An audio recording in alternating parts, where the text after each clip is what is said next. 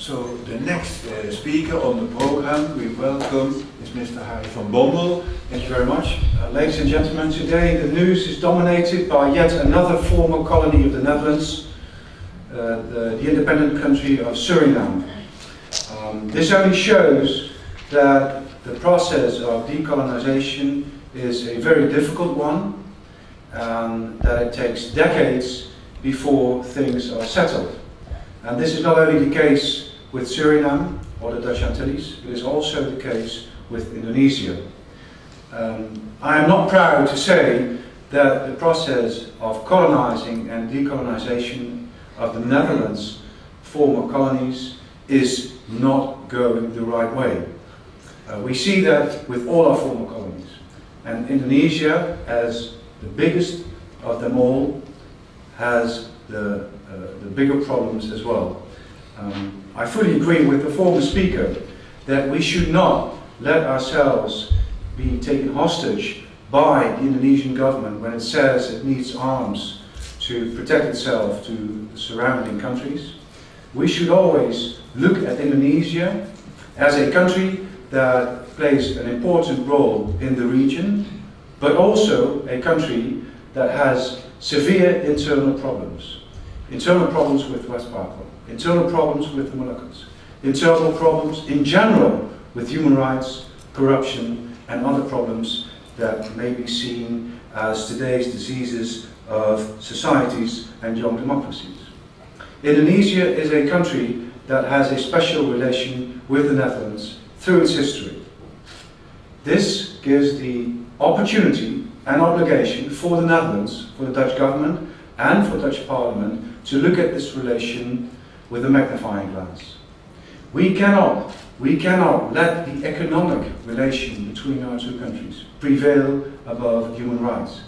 We cannot let the past influence our look on Indonesia and human rights in respect of West Papua and the Moluccas.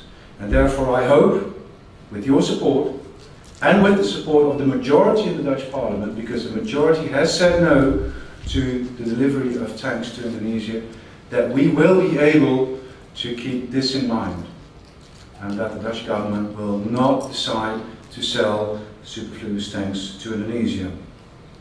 Another issue that is always on the table when we talk about West Papua and about the Moluccans is raising the flag. Raising the flag of West Papua is not a crime.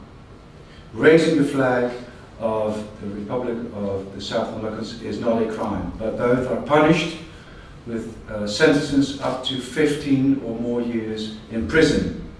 This is, under international law standards, ridiculous. And it is good that the Dutch government protests against these sentences, but it is a shame that it is only lip service that is paid to this ridiculous sentence. That at the same time the Dutch government is trying to reach agreements with Indonesia, both EU, Indonesia, but also bilaterally between the Netherlands and Indonesia, to deepen the economic relation between our two countries. I am not against an agreement with Indonesia, but I do object to an agreement with Indonesia on an economic basis if the human rights issues are not addressed properly. And that is not the case, both when it comes to aspects related to West Papua and the Moluccas. So until that is settled, you will not find my signature or my vote in favor of a bilateral or an EU-Indonesia agreement. For West Papua and the Moluccans, the right to self-determination is a fact under international law. The Netherlands should recognize this fact, and the Netherlands should live up to this fact.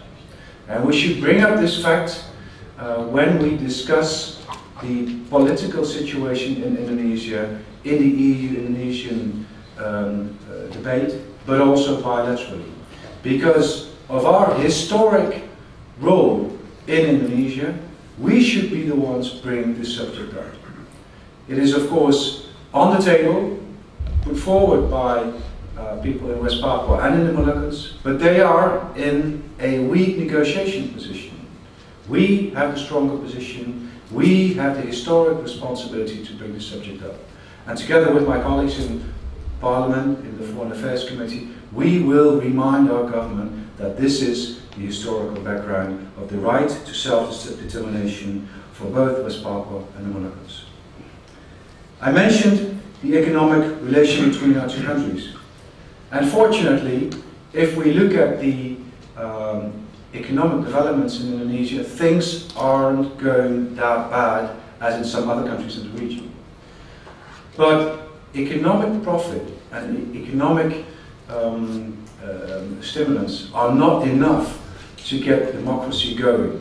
Therefore, it is always up to NGOs, foreign governments, parliaments, and institutions that base themselves on international right to influence the developments in the democratic and in the justice aspects of a country.